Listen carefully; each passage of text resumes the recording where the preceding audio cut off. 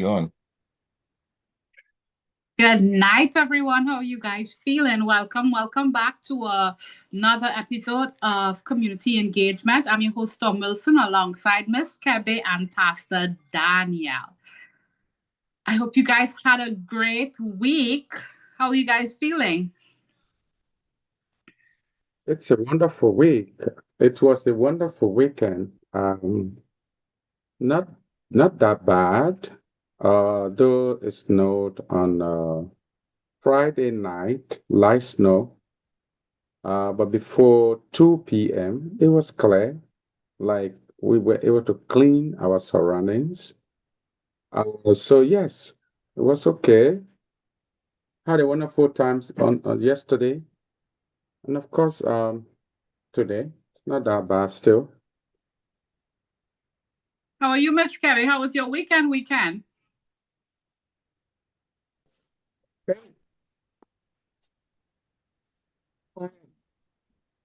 You're breaking Pretty. a little.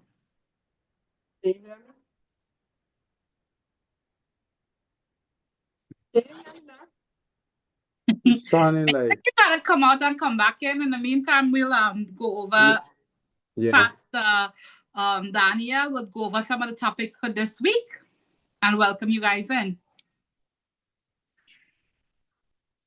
Again, our wonderful listeners out there, wherever you are tonight, again, in this awesome moment of this call, um, wherever you watching us from or you will be watching us from, we want to welcome you.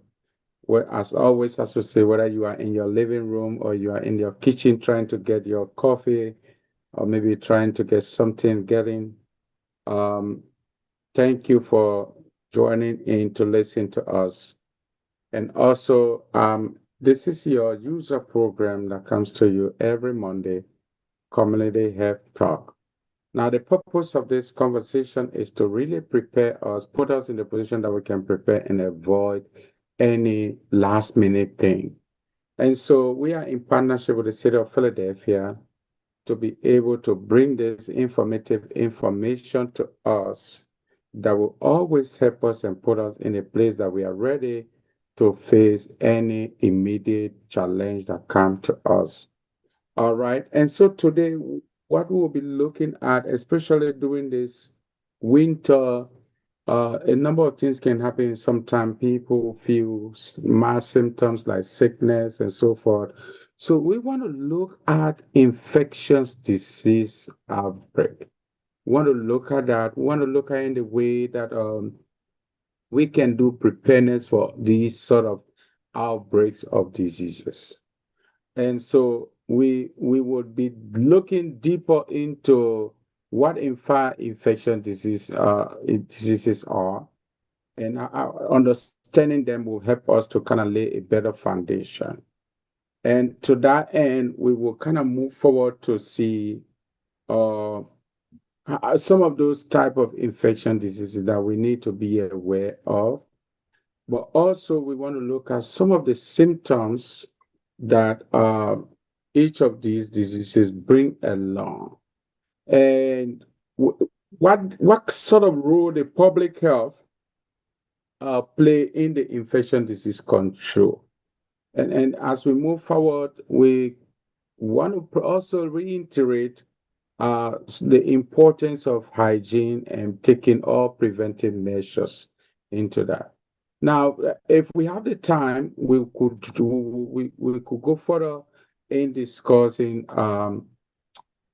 the various diseases in depth and see how they play into, just so that we are aware that when those kind of things happening to me or someone that you want to recommend them going to see their primary health care doctor, so that they can be taken care of rather than maybe overlooking it. So this is kind of the agenda that we want to try to share tonight. Very important, as you already see, is loaded, very informative. And so we welcome you ever you are tonight. Maybe you are driving in the distance and you're sitting by whoever is the chief driver for a vehicle, and you flip and you're coming across us. Stick right there You'll be in good hands tonight for the next 1 hour. So welcome you again. Yeah. So talking about that, when we talk about infection diseases, guys, what really come to mind if you hear, especially for our immigrant community, sometimes we use this word, they don't know why it is. When we talk about infection diseases, what come to mind? What can we kind of share with our audience today? Miss Kebe, you're on mute. How are you? Welcome back. Thank you. We can hear you much better now. Okay. Great. Well, So, infection. From what I know from infectious disease, um, they're usually diseases that stems from an infection in some part of our body, usually in our respiratory system. Am I correct? Pastor, now you're on mute. So, what was the question again? It'll be one of them nights. I mistakenly kind of click, yeah, the mute button. Let's Yeah, start. what was your question again? No, I was saying that infectious diseases, when it starts from an infection. There's two or three different types of infections, but actually three. But infectious diseases are usually infections that start in your respiratory system. Am I correct? Well, basically, you are right. But however, what medical people will literally say about infection disease will be, again, just for disclaimer purposes, I am not a medical person, nor any of us here. We are a community-based organization. We just really provide critical information, but factual one as well, right? So, but going back to your question, and infection diseases basically those diseases that are caused by harmful bacteria. They call them the microorganism. Okay, and such as those bacteria like bacteria, viruses, fungi, and parasites, right? These are all infection diseases, right? So basically, when we talk about that, we they will class them into four major areas. One, um, bacteria cause infection diseases, viruses, fungi, and then parasites, right? Basically, these diseases they are spread from one person to another person, one person to another person. Or they also are spread through other vectors like insects. So when they talk about vectors, they talk about insects, and then also contaminated water. Okay, so for example, now in the winter, when it rain a little bit or it snows, some water settle in some container around. So you don't want to let your children play with any kind of water sitting in the container, or maybe even the water that sits maybe in your yard on your pave, or yeah, or maybe wherever you are, you see water sitting there. The children love to play there. Those kind of contaminated water, especially water is contaminated when it is not moving. Once it sit in one place, of course, you see bacteria get around, the other insect or parasite get in there because they feel that they're going to get survival from out of it. So as a result, when sometimes that contaminated water, when people come in contact with it, what does the end result could be you've been infected by that bacteria. And what that does is you see, you get skin rashes and all the like. We'll talk about that. But and like fungi, sometimes you see people nails are eating and it kind of looking like, sometimes those fungus can be in there, right? And so just to respond to your question or follow up on that, that is basically what infection disease is comprised of. It is caused by harmful microorganism. And when you talk about microorganism, they're talking about those four diseases like um, bacteria, viruses, fungi, or parasite. Great. Thank you for clearing that up. So, getting into the topics for that, you want to talk about what caused those diseases, what we can do to prevent them. Well, before we talk about the cause, how about we talk about how are they transmitted? The transmission method could be very critical so that our people will know and be prepared and be aware of it. So that way, then we talk about the cause now. But basically, the transmission in which infection diseases do take place, it occur through direct contact when um, probably, for example, virus, like coronavirus. Let's take for example, or maybe Ebola. Many people have heard about that. Or there are other viruses like maybe tuberculosis virus, or maybe you name the other viruses that really people have felt like, even I think the flu virus and all of those, right? So they come, people, they are transmitted through things like contact, right? Another one is by airborne particles, right? Like someone sneezes in an open space, and what happened? The virus, once they sneeze, the virus moves in the airborne, and then once it come in contact with another person, those particles, it kind of carry transmission. And also contaminated food and water. These are areas that people get viruses. And in fact, we can go as far as, even using the bathroom, like if unsanitized bathroom, the toilet seats and all of those stuff, or and sometime, in fact, one of the things that recently that came to my attention, I was reading something, and somebody was saying, hey, when you order your things from Amazon or UPS, whatever, when they drop those things to your door, he said, don't just take them and throw them on your bed. Sometimes we get some important parcels that you value so much, you don't want to pull it somewhere. You don't want to unpack it somewhere and take the parcel from inside and bring it now on your bed. But sometimes we take the whole parcel, we just throw it on the bed. So I was reading that. He said it passes through a lot of hands. That's why you see most of if you watch people that drop those parcels, they got gloves, and they're not changing the gloves. They take one parcel and then they take the handle another one.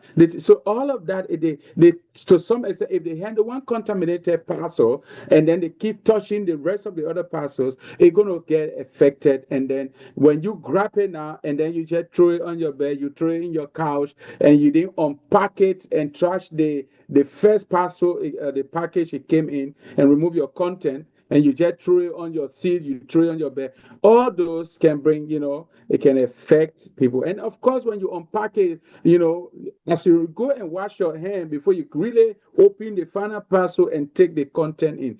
That's another tip I probably need to throw in, because I found that piece the last time so interesting when I was reading about that. All right. So these are the methods. So like of methods of transmission, basically direct contact, airborne particles, contaminated food or contaminated water or container, or surfaces. And of course, those vector-borne transmission via insects like, mosquitoes. I know sometimes we are looking here, but of course they come into play. Um, but even before we look at the prevention method, if we will look at some of the types of infection diseases, they range from um, my illnesses, right? Like the common cold of life, right? Common cold of life-threatening diseases. Basically, like I mentioned about initially, like Ebola, and I talk about COVID. These are the most common, maybe one that can relate so quickly if we kind of look at some of those type of diseases that we talk about infection. So let's really don't do, we shouldn't go far up searching. Let's look at the one that can just click in our mind. And of course, we know that infectious diseases, they can affect the different parts of our body, different types of the body or the body system, ranging from respiratory system, uh, or digestive system, or even skin, right? Our skin. So all those are kind of types of areas or diseases that affect us. Now, if you look at the overall impact of them, we can relate and say that infection diseases, they remain one of the most kind of transmittable health challenge diseases, right? The reason is simple because in many areas, they are just kind of found in most common areas like improper sanitation or sanitary places, like even in the bathroom, you know, toilet seats, could be even in the sink, and you think about that. Even some of the door handles, more places that you find people always interacting. So all those things need to be looked into. But let me stop there before we continue and see what your contributions are to add on to this.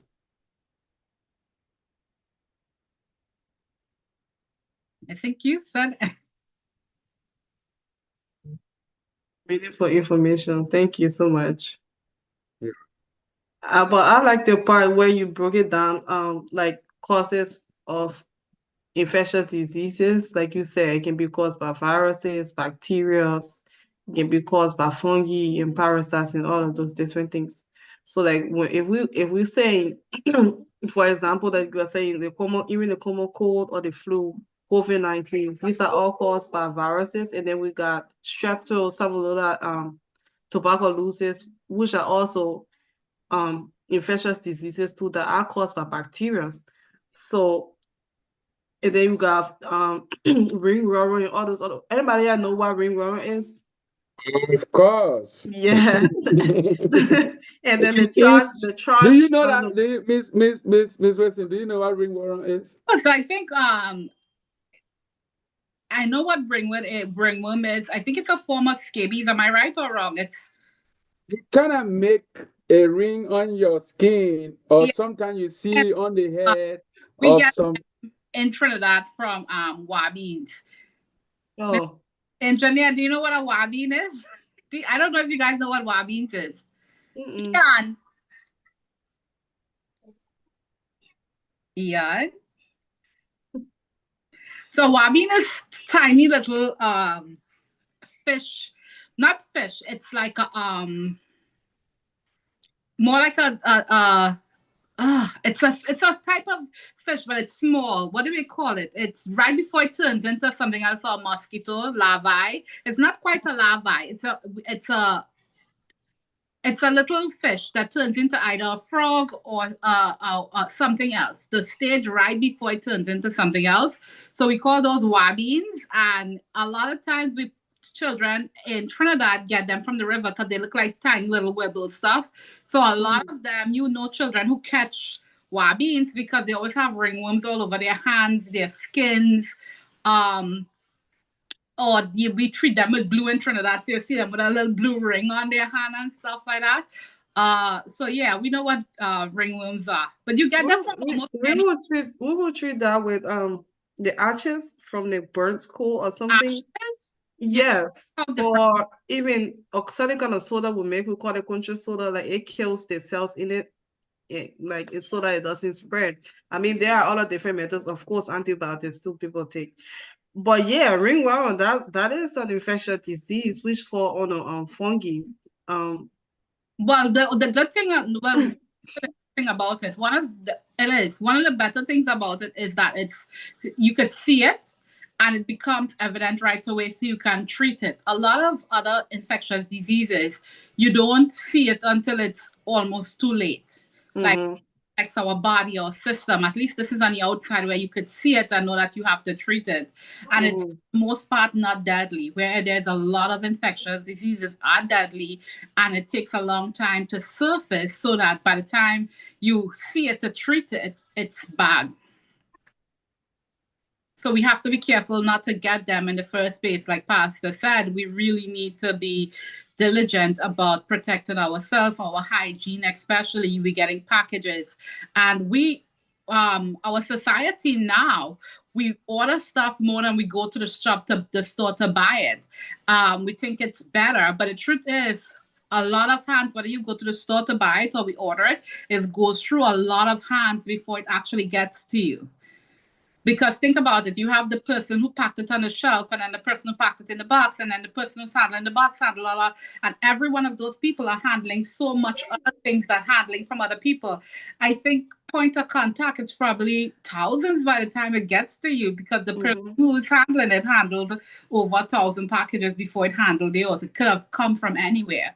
So we have to really be careful. I mean, we have a space, and I think this came from the pandemic. I'm not sure. I have to talk to mommy. But we have a space before you come into the house, like right in the porch, but there's a little hallway, and all the packages, you know what? All the packages get open there, and we just put it on top of the counter, because we don't bring the boxes in the house, because it's so much packages, the boxes pile high. So we actually have a center area where all the packages get open, the boxes stay outside, and the packages come inside. And I think that's one of the ways to help reduce the touching of the packages and some stuff like that. During the pandemic, we wiped everything down with disinfectant before, even groceries, like the bags on the outside and everything Mm-hmm. got disinfected before it came into the kitchen. We haven't done that in a while, but now I'm talking to you guys, we might be going back to that. Exactly. Because like you just mentioned grocery, in the grocery shopping we go do, there are people who go in the store. We do that too. Like you touch something on the shelf, you look at it and put it down, you don't want that. You Mhm. get something else, another person come touch that same thing and then you go, you grab it too. I mean, so I mean, even like, let's just say me, and I think I'm the average person. I've come from New York one day, coming from the subway. You can imagine how much people touch the subway rails. mm, Subway in New York one day, traveling from New York to here on two different trains, then got into two cars, went into the grocery, touched something on the shelf, and put it back. Do you know how much points of germs? Just me alone, much less for all the other people who touched it. Um, mm-hmm. really do have to be careful with stuff like that. Sanitize. I was sanitizing in between, but you still never know when you pick it up. So we have to sanitize in between. We have to sanitize every time we think about it, because can't remember what you did 30 minutes before, or or what you touched, the person touched, and go on and on and on. So I would say every time you remember, take out your hand sanitizer and wipe down. And there's the organic ones now that doesn't really leave your hand that dry.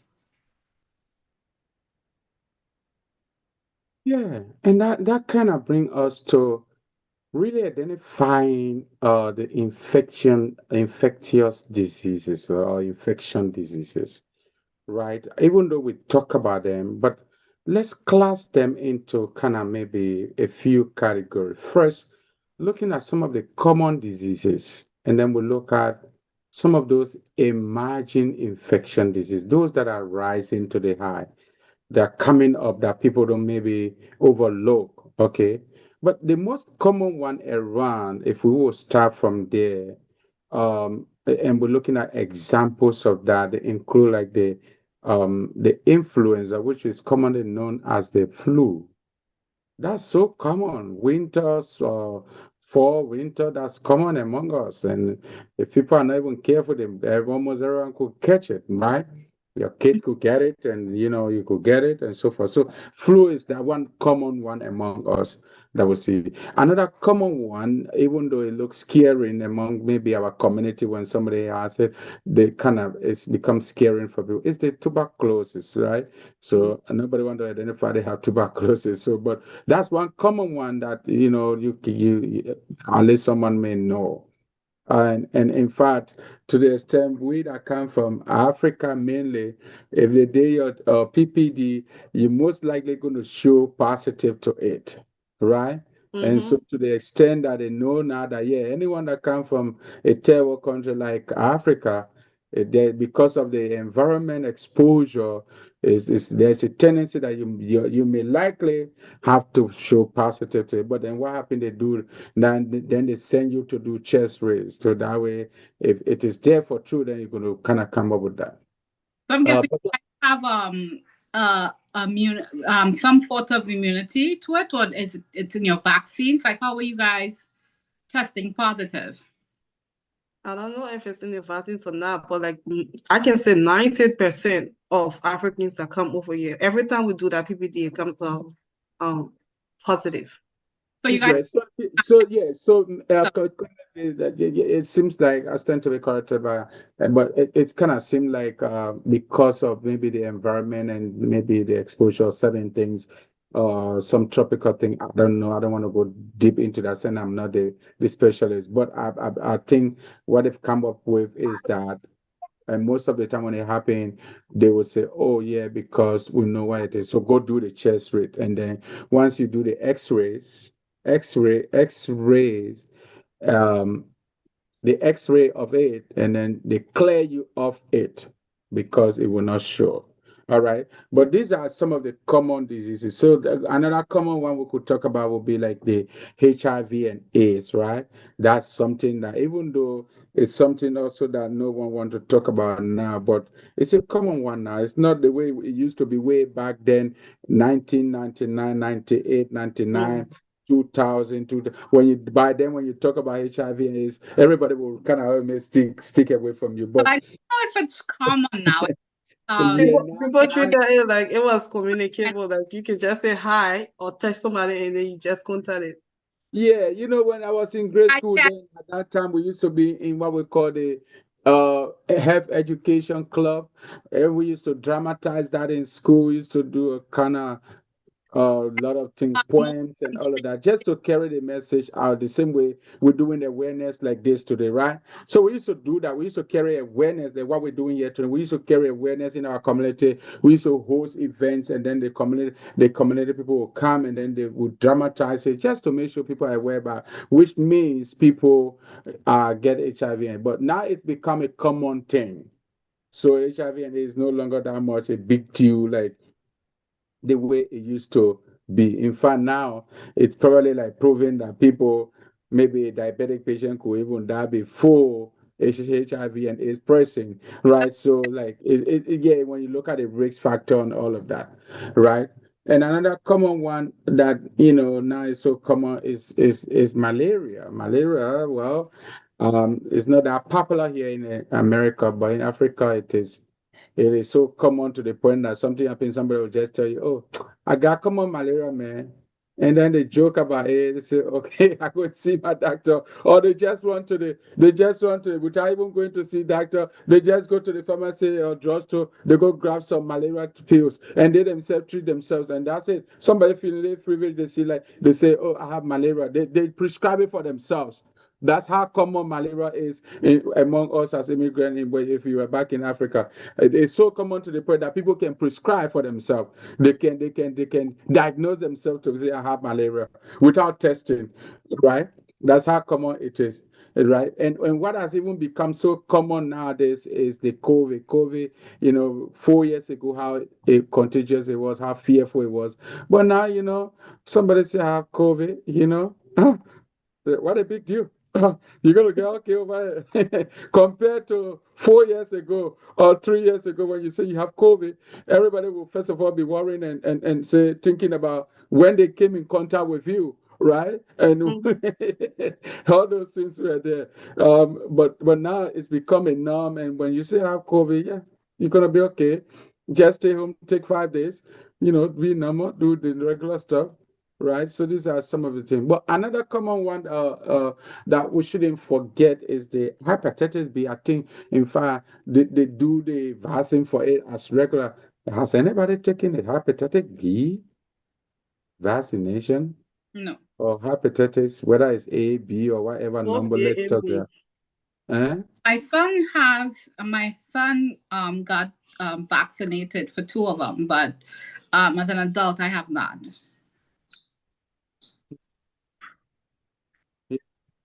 But these are common. These are most often preventable. They are most often preventable through vaccine. Those common ones that are just named, right? Vaccine and some of them medication, like I think they got malaria pills, right? They got that I know of. Yes, some of those things. So they come into that, right? So uh, proper hygiene can also stop that. Yeah. But what you guys think Well, for hepatitis, I on don't. everything? On everything. Oh, yeah, you gotta protect yourself. It's contagious. Um, most of these diseases, most of these diseases, are contact driven, right? So we have to really be careful about that. I was about to say that earlier that HIV, I don't think it's common anymore. I think it's just that there's a lot better treatments, so people are not as afraid as they were. Like the same as COVID, there's better treatment now, and now that people know what it is and how to treat it, and I think the herd immunity system that they wanted to use for the COVID worked because we don't, it's not a death sentence anymore. Well, that's why we say now it's common because when we say common doesn't mean it's not critical, but it's common because it's not as fearful as it used to be. Right. Imagine like the way COVID was so fearful. It's no Right. longer that Having fearful. it was a 50% death sentence. Like that's odds I don't even want to take to the casino, much less my life. So Mhm. um you you tend to be fearful and you want to stay out of contact. And it was so strange. In our lifetime of technology, we have never seen a disease that ravaged the world the way that it did. We've never seen it. And keep in mind, the last time they had something like this was the Spanish flu, and that was people didn't travel the way they traveled, so it didn't go from country to country, from continent to continent, the way that COVID spread because people were traveling, tripling our time travel so much with the technology that we have. So the last time the Black Plague, the Spanish flu, those killed a lot of people in the regions that they were in because of how, again, we travel. We spread this thing across the world. It wasn't just in a region, so that made it fearful. It impacted the world, and we legit had a plague. They didn't call it that, but that's what it was, right? So it didn't just take a health toll on the world, but an emotional toll as well, because we didn't know how to deal with it. I mean, the last time we saw curfew, our generation, I don't think I've ever seen a. The last time I saw curfew, I was 9 years old, and like you said, we came from a third world country. The last time the U.S. saw curfew, I don't think anybody living today saw curfew in the U.S. So I think again, it was more of it was a lot of emotional stuff along with the health of it, and that is one of the reasons why we also want to keep ourselves healthy and safe, because it's not just your physical health that goes down, your mental and emotional health suffers as well, as much as the people around you. Because when you're sick, people have to take care of you, people have to worry about you. As part of our community, we want to keep ourselves healthy to keep the community itself healthy. That's right. Okay, that's good. Yeah, but moving from the common diseases that we just talked about, when we say common, anybody could identify them, anybody could name them, anybody can relate to them.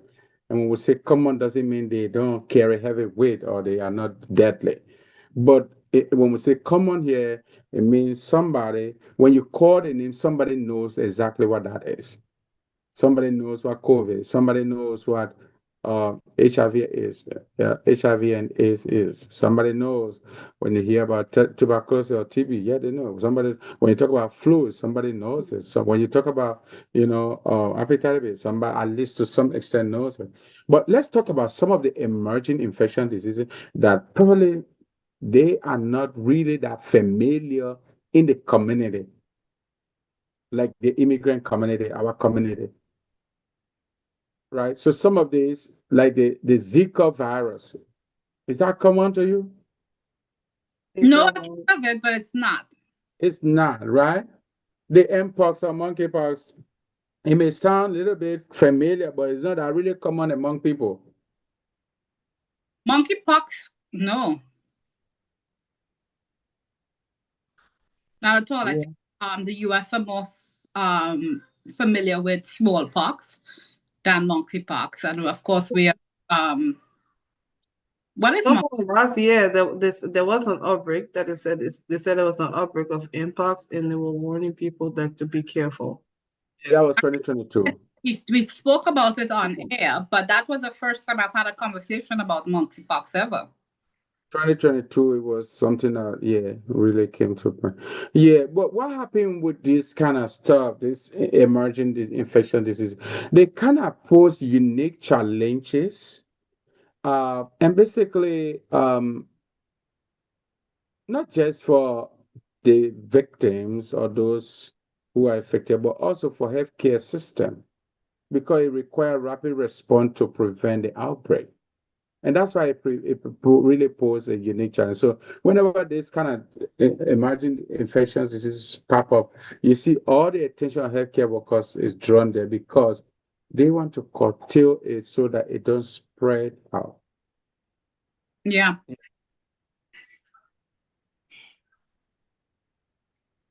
Mhm. So when we talk about what are some of the we talked about how it's transmitted. We talked about some of the diseases itself. Remember we had that measles outbreak last year for kids, remember? Yeah. We also talk about how to prevent it. Can we talk about some of the symptoms before we go? Absolutely. Now, understanding the symptom for each of them is very critical. And if we will start talking about it, let's start first of all with the flu or the influenza. Basic symptoms that we can talk about refer to basically include fever, right? Which is the most common one. Body. Yeah, fever is one of those common, most prevalent common one. And some most people experience some type of headaches. yeah, chills that come in, somebody feeling chilly. Cough is another one, right? Cough. Sore throats, body aches, body pains, in other words, fatigue, tiredness. These are some basic typical symptoms of flu or influenza, right? So if anytime you're feeling this feverish, that's why most of the time you go to the hospital, they ask you the first evaluation questions. They ask you, any fever? Has anyone here been faced with that question? They ask you any fever, any, yeah. My thing is they ask if you have a sore throat or they look at you. They ask you generally what's your symptoms. I haven't been asked if I have a fever yet. I hear that with my son. With me, if I go to the doctor, they never ask me. They ask me what are my symptoms. But when you walk in with your kid, I've noticed they always ask, what was the last temperature you checked? Always do. Yeah, they do ask for the temperature. They ask if the child is vomiting. Is the child eating? Is the child using the bathroom? Is he vomiting or is she vomiting? Is there fever? That's the temperature they want to, like, when they're asking for the temperature, they want to know how high the fever is or if there's any fever at all. Let me ask you a question. You're a mom and you're a dad. So I always know what my child's temperature is if they feel a little bit warm. Do you know for yourself? I never know what my temperature is, but I always know what the mass temperature is. Do you check him or do you just touch his skin like we do? My touch of skin, I have learned in the beginning I didn't, but now that I have had like 5 or 6 fevers, slight fevers and 2 major ones, I kind of know if it's above 100 or below 100 all the time. Or if it's 102 versus just 100. So I have become one of those moms who could just touch them and tell almost the thing what temperature they are. But to say my temperature, I never know what my temperature is, even if I'm running a fever. And half times I don't even know I have a fever. You ever know, like, is that just me as a mother, or do you experience the same thing? No, like I can like make an assumption or guess about how high it is, but I might not be exact because like when you take them to the hospital, they usually ask the one to have an exact temperature. So unless you test them to know how, but you can say like, yeah, the person has high fever just by touching them, like the mom something you're talking about. Yes, I do that too. But with myself, like I can tell if my fever is getting high, but definitely not by just probably just by how I feel. I don't know. So we definitely have to check ourselves. But if my son gets to the point where I'm taking him to the doctor, I have checked his temperature several times. So I usually know by the time we get there. But no, the doctor doesn't ask me what my fever is. But we supposed to have first aid kits with us all the time so that we know our temperature, we know what we're dealing with, because there is charts now that can tell you what symptoms is a common cold or the flu. So I was saying this last week. We should really to take, because in Philadelphia, in Pennsylvania, there's a health. I've been learning there's a health crisis. They don't have as much resources as they should for the population that we have. So if we could limit what strain we put in the hospital, that would be really good. So I saw this PSA saying that you should have your first aid kits. You should have, your Tylenols, your stuff for fever, especially common colds that we know coming in certain seasons. Like we should stock up on those things so that we could, not have to just run into the hospital for certain things that we know we have. Have your at-home COVID test. So if you know you have COVID, whether you have the COVID or the flu, because sometimes the symptoms look the same. So if you know whether you have COVID or the flu, you know if to go in. You know if it's the flu, there's usually home remedies. And if you have COVID, you have to go in for a prescription. So you know the difference. So we really need to help out our healthcare system. They're very overwhelmed right now. And God forbid we have an outbreak of anything. Yeah. All right. Yeah, but just to go back to the question about understanding the symptoms, but as we just name an example of some of those symptoms for flu. There's a lot of doctors right now, so we might want to call in versus going to the emergency room. And our insurances, most insurance have a nurse. If you call the insurance, your insurance, if your primary healthcare is not available, you could call your insurance company. They usually have nurses on board to help you decipher your symptoms and tell you whether you need to go to the emergency room or not. Sorry, that's one thing I wanted to mention. Awesome. Yeah, thank you for throwing that in. Yeah, another maybe prevalent illness we can look out for this mass. So the symptom is um COVID, which is most common, and we still experience it, right? So symptoms include fever as well, but also symptoms include dry cough for COVID, fatigue. Mm-hmm. On top of that, shortness of breath, Yep. loss of taste, right? Or smell. In fact, they added smell there as well. Loss of taste or smell. And also, for severe cases, it does lead to pneumonia and then organ failure in your system. So people have to be aware when you have some of those things, you're feeling shortness of breath, you're having dry cough, fatigue, and fever and all of those stuff.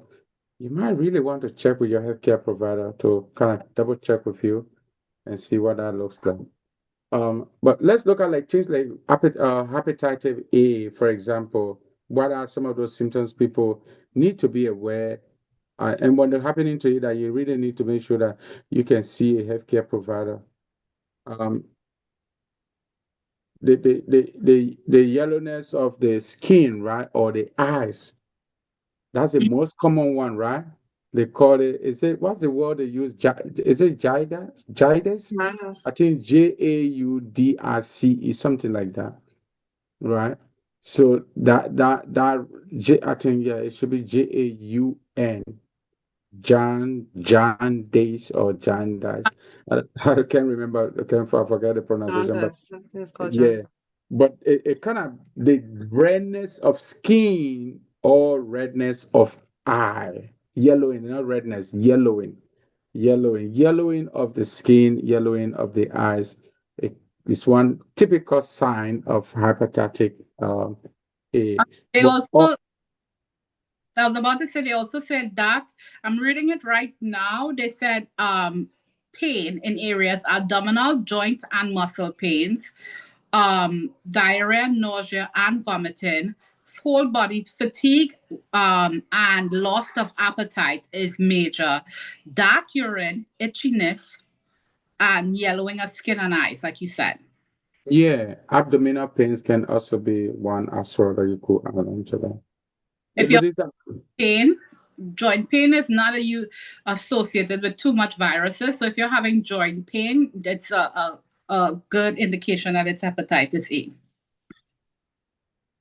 and most of these things we call in fever has probably been named almost in all of them, right? When you talk about flu, fever, COVID, hepatitis A, measles, monkeypox, fever has been naming almost all. So fever is really kind of a big sign for so many things. When you have fever, don't just conclude and say, "Oh, it's just fever." You want to really check with healthcare provider, and that's what I want to kind of bring to your attention, so that you don't just sit home and things get worse. You want to go check so that you can run your lab, check in and advise you what your issue or health status is. Very important for that. Now, if we could kind of maybe um, jump jump and see, maybe just discussing few questions among ourselves in the next couple of minutes that we got left here, just to add some clarity on what we have talked. So those answering questions will help us maybe give overview of every single thing we have discussed here, if that will be okay. And if I will ask the group here, what are some of the most common symptoms of infection disease based on what we just talked? That our listeners, we can live in the ears of our listeners tonight, that you may know. Fatigue and fever. Mm. Mhm. The two F's, fatigue and fever, Fat- Fatigue and fever, yeah. in everything we've said. Mm-hmm. So symptoms may vary from one to another, right? But yet still, the most common ones we can highlight are fever, right? Fatigue. What is cough, Cough, body aches or body pains, nausea or vomiting, diarrhea, and other skin rashes, right?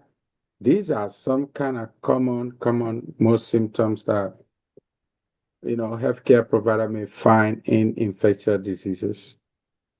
So how can we prevent the spread of infection diseases? I'm gonna let Miss Kepi take this one.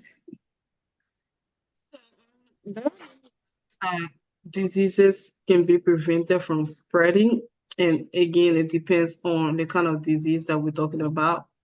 So, like we talk about sanitization, like keeping your surroundings clean, because when it comes to bacteria and all of those things, this is what you deal with. And then you can like get vaccinated. And we talk about vaccine all the time. For diseases that has vaccination available, you want to make sure that you are vaccinated. That is one big way that to prevent this, and like being careful with what you do with yourself when it comes to some of the diseases that are transmitted sexually, because some STIs are also considered infectious diseases too. I know we didn't like go into details of those, but yeah, you can prevent yourself at that area too. So like I said, it depends on the disease that you're talking about, and then like we say wear your mask, which includes like staying when it comes to sanitization, wear your mask, clean your areas. We talk about going to the stores, touching doorknobs, use the carts we use, the packages that are delivered or things that we buy, the bags that we bring home. Like just make sure that you cleaning your hands are clean, you're not using your hands, especially when they're not clean, to touch your nose, your eyes, and mouth. And when you're in crowded area, if you can wear a mask. If you can distance yourself, distance yourself. And then also if you have something that you're gonna trying to prevent other people from catching, you wanna like stay by yourself, especially like if you're not too sure what you have. so that way you can prevent the spread of whatever that disease is.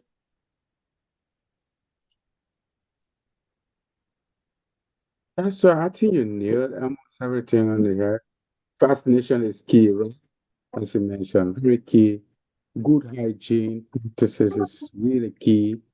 And the reason these are very key because vaccination kind of come in many forms to really kind of build up your anti uh, antigen or whatever they call it, right?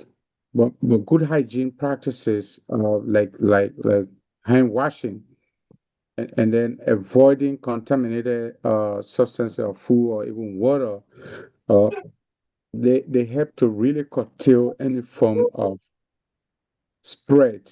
They prevent spread of outbreak, right? Yeah, they prevent that. I was reading something just before we go. I know time is past me, but like management and treatment of infectious diseases, right? Some diseases can be treated with antibiotics and all of those other things. And then I read about what they say that has something to do with something called antibiotic resistance. And I know for sure, I don't know, Miss Tom, I don't know about your area, but like where we come from, on like here that here you need prescription for antibiotics. Back home, you can get antibiotics be prescribed, but it's something that you can also get from the pharmacy without prescription. And people tend to abuse it. Like somebody, people will just be like, okay, I think I have infection, and then the next thing they start taking antibiotics. So I came across this that say antibiotic resistance when bacteria develop mutations that make it harder for our medicines to destroy them. This happens when antibiotics are overused, such as for minor infections that your body could fight off on its own. And then when I came, I noticed that even when you take their kids to the hospital and they giving the infection, they give the exact dose that you have to take for so and so time. And sometimes like they have to like really be the child have to really be in a certain situation before they can even prescribe those antibiotics. Even adults, they're just not going to prescribe you antibiotics unless it is necessary or really needed.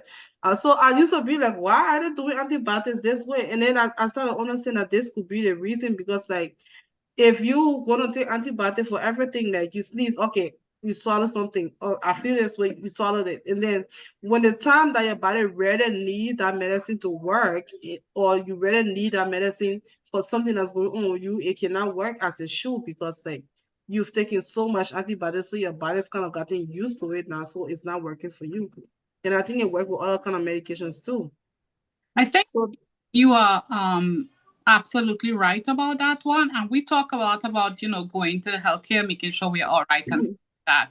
And we also talk a lot about prevention.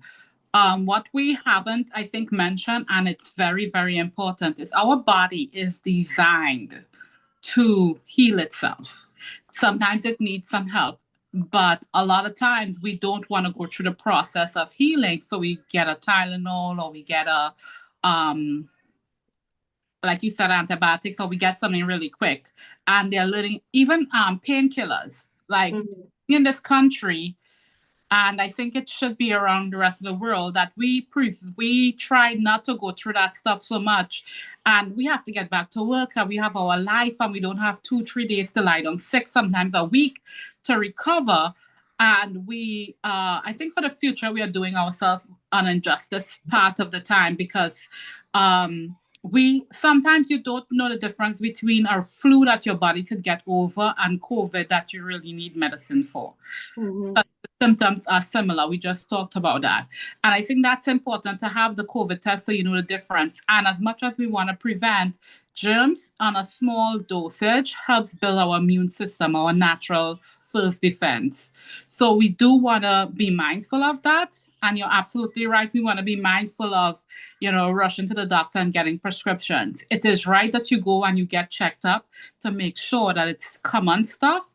But we also want to be mindful of, always taking a painkiller, always taking an antibiotics, always taking this, always taking that.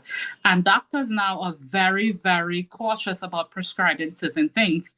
And sometimes we want to argue with them because we're sick, right? We want some relief. Right. We have to listen to our professionals And I do believe that, like, we do have to keep in mind our bodies were designed to get sick, to get better and stronger and build a bit better immune system. Sure. So, well, thank you all.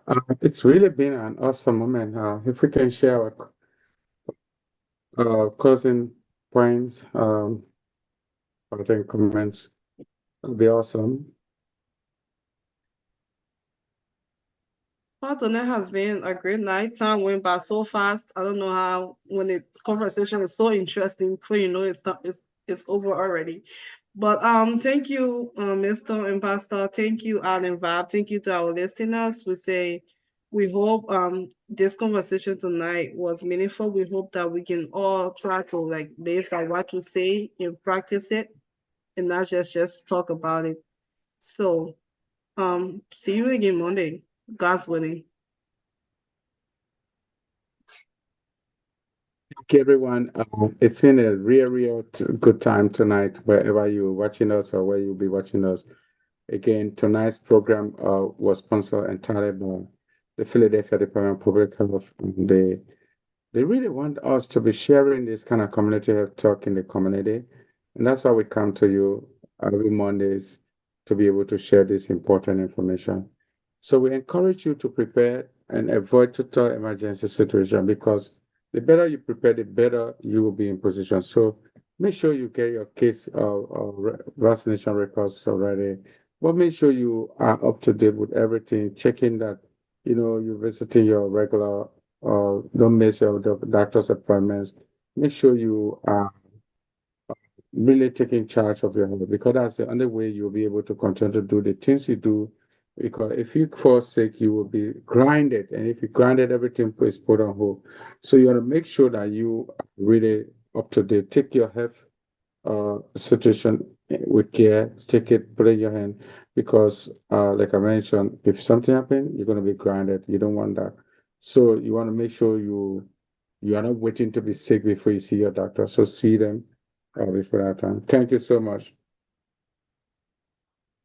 Well, as we say every week, thank you for joining us. We'll see you guys back here next Monday at 12 p.m. at 7. I don't know what's going on with me tonight, so we gotta hurry up and come off for air. At 7 p.m. next Monday, we'll see you guys. I hope you guys had a great weekend, and I hope you're about to have an amazing week. Please leave your comments in the chat room wherever you're seeing us, whether it's on the Island Vibes station, or you're seeing us on we are on I don't know what's going on with me. We're on Twitch, and we're also on Facebook. Good night, people.